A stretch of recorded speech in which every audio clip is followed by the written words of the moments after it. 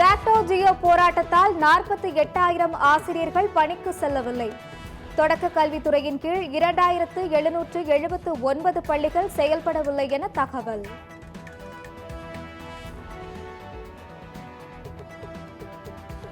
தொகுதி மறுசீரமைப்பு என்ற பெயரில் முதலமைச்சர் ஸ்டாலின் பேசிய ஃபேர் டெலிமினேஷன் என்ற ஹேஷ்டாக் ட்ரெண்டிங்.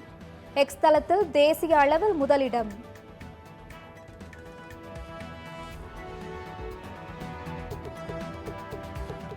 தொகுதி மறுசீரமைப்பால் நாடாளுமன்ற தொகுதிகள் குறையும் என யார் சொன்னார்கள் என முதலமைச்சர் தெரிவிக்க வேண்டும். மக்கள் மனதில் பயத்தை ஏற்படுத்த முயலும் முதலமைச்சரை வன்மையாக கண்டிப்பதாக பாஜக தமிழக தலைவர் அண்ணாமலை பேட்டி.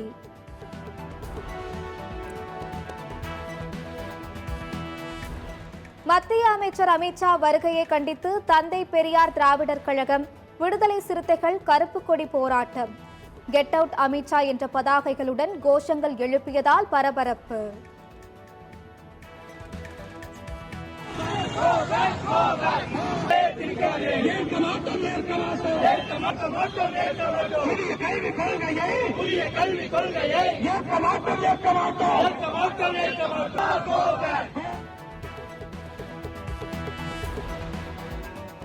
கோவை விமான நிலைய சாலையில் அருகருகே பறந்த பாஜக திமுக கட்சி கொடிகள்.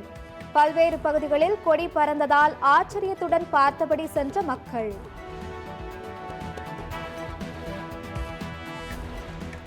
கோவையில் அதிமுக எம்எல்ஏ அம்மன் கே அர்ஜுனன் இல்லத்தில் 13 மணி நேரமாக நடைபெற்ற லஞ்ச ஒழிப்புத்துறை சோதனை நிறைவு. முக்கிய ஆவணங்கள் கைப்பற்றப்பட்டதா என்பது பற்றிய தகவலை தெரிவிக்க அதிகாரிகள் மறுப்பு.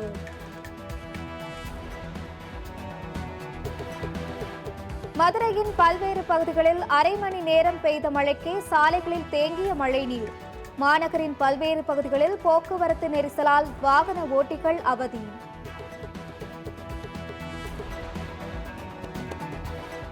இந்தி திணிப்பு போராட்டத்தை ஒரே நொடியில் ஆங்கில எதிர்ப்பு போராட்டமாக மாற்றிய திமுக நிர்வாகி. இந்திக்கு பதில் ஆங்கிலத்தில் எழுதப்பட்டதை அளித்ததால் உடனிருந்த நிர்வாகிகள் அதிர்ச்சி.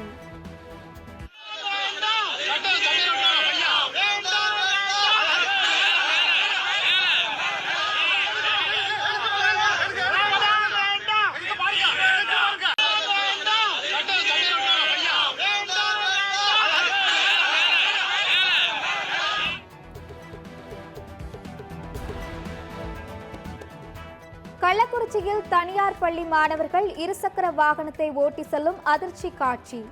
வீடியோ வைரலான நிலையில் மாவட்ட நிர்வாகம் நடவடிக்கை எடுக்குமா என சமூக ஆர்வலர்கள் கேள்வி.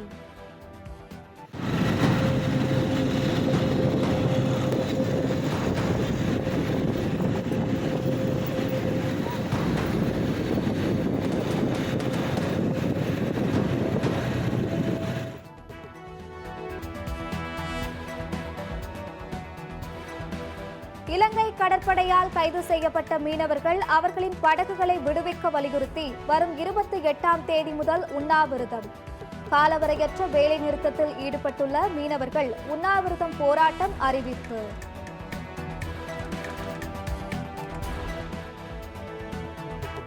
(2020) ஆண்டுக்கு பிறகு தமிழக அரசு துறைகளில் நியமிக்கப்பட்ட தற்காலிக பணியாளர்களை நீக்க வேண்டும். பணி வரன்முறை செய்யக்கோரும் உத்தரவை எதிர்த்து ஊரக வளர்ச்சித்துறை செய்த மேல்முறையீடு வழக்கில் சென்னை உயர்நீதிமன்றம் அதிரடி உத்தரவு.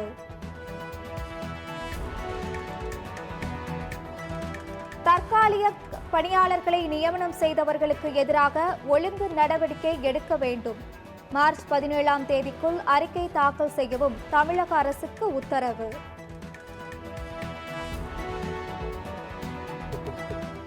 சேலத்தில் நடைபெற்ற பாமக கௌரவ தலைவர் ஜி.கே. மணி இல்ல திருமண விழா. முதலமைச்சர் ஸ்டாலின் பங்கேற்று மணமக்களுக்கு வாழ்த்து.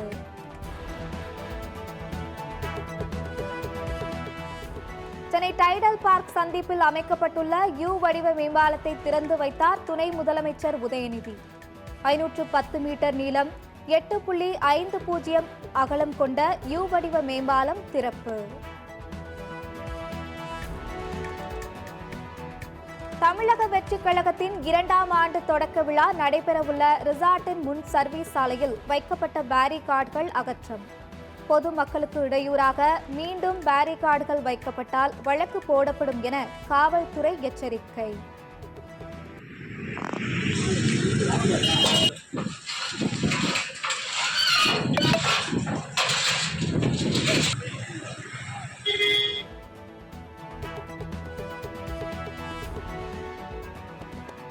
சென்னை நீலாங்கரையில் உள்ள இல்லத்தில் தமிழக வெற்றிக் கழக தலைவர் விஜயுடன் பிரசாந்த் கிஷோர் சந்திப்பு. கட்சியின் 2ஆம் ஆண்டு தொடக்க விழாவையொட்டி பல்வேறு விவகாரங்கள் குறித்து முக்கிய ஆலோசனை.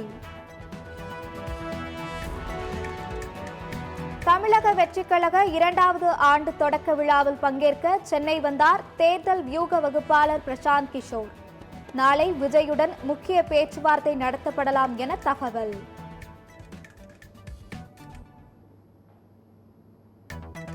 அண்ணா பல்கலைக்கழக மாணவி பாலியல் வன்கொடுமை வழக்கில் கைதான ஞானசேகரன் மீதான வழக்கு மகிளா நீதிமன்றத்திற்கு மாற்றம். சைதாப்பேட்டை நீதிமன்றத்தில் ஞானசேகரன் ஆஜர்படுத்தப்பட்டு குற்றப்பத்திரிகை நகல் வழங்கப்பட்டது.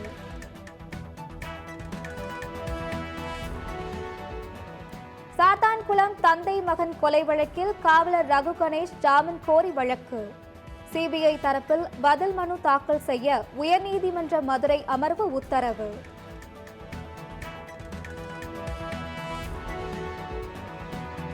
கள்ளக்குறிச்சி விஷச்சாராய வழக்கில் கைதான முக்கிய குற்றவாளிகளின் ஜாமீன் மனுக்கள் தள்ளுபடி. கண்ணுக்குட்டி தாமோதரனின் மனுக்களை தள்ளுபடி செய்து சென்னை உயர்நீதிமன்றம் உத்தரவு. சிவகங்கை மாவட்டம் திருப்புவனத்தில் திருடிய பைக்கை 4 நாட்களுக்கு பின் அதே வீட்டில் நிறுத்து மன்னிப்பு கடிதம். அவசரத்துக்காக வண்டியை எடுத்துட்டு சென்றதால் பெட்ரோல் டேங்கில் பணம் வைத்திருப்பதாக கடிதம் எழுதி வைத்துவிட்டு இளைஞர்.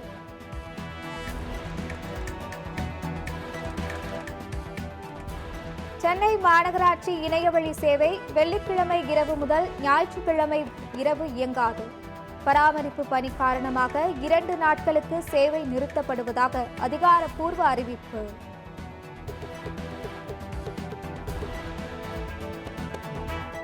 சமூக வலைதள பக்கம் ஒப்படைப்பு குறித்து கேரள காங்கிரசின் பதிவுக்கு பிரீத்தி ஜிந்தா கடும் காட்டம்.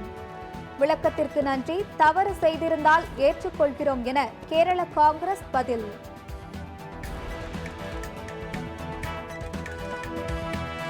மழை தொடர்ந்து குறுக்கிட்டதால் ஆஸ்திரேலியா தென்னாப்பிரிக்கா போட்டி கைவிடப்பட்டது.